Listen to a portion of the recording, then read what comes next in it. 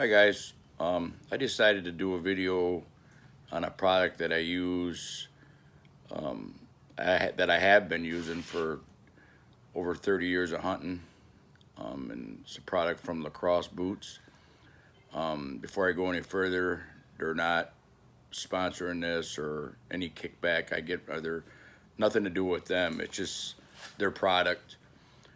I have had LaCrosse hunting boots for probably 35 years and have never had a lick of problems with them until recently.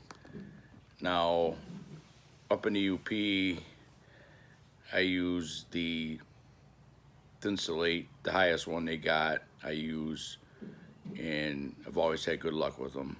You know, they hold up well in the muck and the snow and whatever you walk through up in the UP, and they're very comfortable to use, and you're not like when you're hunting all day, they're not hurting your feet, they're not, you know, people say, well, they're a heavy boot. Well, yeah, they are heavy, but they're the most comfortable hunting boot I've ever had, and I've had a few different brands. But it seems to me LaCrosse switched, or they got rid of the regular burly boot and went with an alpha burly boot, and I think they made a mistake by doing that. I bought my son a pair 3 or 4 years ago, and I had to replace my burleys because they cracked. I found out the hard way, but I've had them for over 11 years of hunting, and there was a crack in the seam, which I'll show you here in a minute, that I found out the hard way. But what really concerns me, or what really upsets me about these boots is, if you notice on here, the fading of the boot. These are mine, they're 2 years old, and they're fading bad.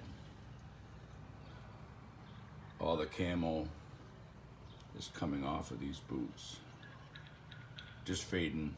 And for the price you pay for these boots, you know, this shouldn't happen.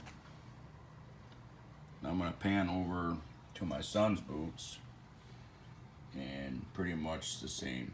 Now we only use these for deer hunting, and his boots, they weren't even a year old when they were already starting to wear like this.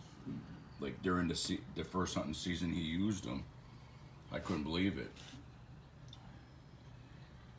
And I contacted LaCrosse about these pair of his, right after the first hunt we used them on, and never heard from them.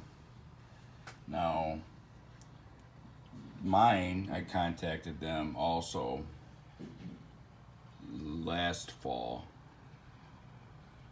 and I've still yet to hear from them. Now what LaCrosse did is they replaced this boot, which is the Burley 1200, and if you look at these boots, they're 11 years old, and they look like they just come out of the box. And I have a crack right here in this seam that I found out through the hard way, that I want to patch that. Any ideas from you guys? Let me know what you think I should patch that with, because I do not want to throw them boots away. But the quality, you know, these aren't fading at all. And you come over to these, this is ridiculous. You know, $220 you pay for these boots, and look at them. They look like they're been through hell and gone. And yeah, they get used for deer hunting and a lot of hard work trucking through the woods, but this pair looks like they just come out of the box, and they've gone through just as much as these, if not more. There ain't a damn thing wrong with them. So, and what makes matters worse is LaCrosse won't contact me. Which, I mean, a simple, sorry, we can't do nothing about it or anything. No contact whatsoever. So, I, like I said, the performance of the boot is top notch. But I know I may be making a mountain out of an anthill, but I just don't think that the camouflage like that, or any of that boot should be, it looks like they're 100 years old. And they shouldn't look like that after not even a whole year of using one of them, compared to the other Burley boot that I had for the longest time. And the only reason why I replaced it was it got a crack in it. And they don't make that no more, which I wish I would have known before they did that. I would have bought another pair just to have. But anyway, let me know what you guys think I should put to seal that crack up with. See if it works. I'd like to, because I don't want to throw them away. I still want to use them. And what's your thoughts on these? Like, another reason why I like these LaCrosses is they're 18 inches tall. They're damn near right to the knee, for me anyway. And everybody else doesn't make them that high. The most I've seen was 17 inches tall. That 1 inch does make a difference in some of the areas I hunt up north. I mean, water coming in over your boot or whatnot. But anyway, I just wanted to show what happens with these LaCrosse boots. Now, there's a guy that comes up to our camp to hunt that he has the same boot, and his look like the day he bought them at the store. His aren't faded, his aren't nothing. Now, I've talked to other guys, they won't buy another pair of LaCrosse boots because of this. And I'm like, well, it's still doing its job. It's still keeping your feet warm and comfortable, but they won't buy another pair on account of the quality of the outside of the boot. Versus, a lot of people are mad because they don't make the Burley anymore. So I wish they still did. But and then the Icemans that I have for snowmobiling, I'm on my second pair in 30 years. That tells you something. I got them put away in my snowmobile gear, and the only reason why I replaced them was one of the snap where the laces go broke, and I couldn't find Phelps for them no more, for Phelps for the inside. I know you don't see that too much in boots anymore, but those Icemans were and still are the best boot I've used for snowmobiling. And like I said, I've used two.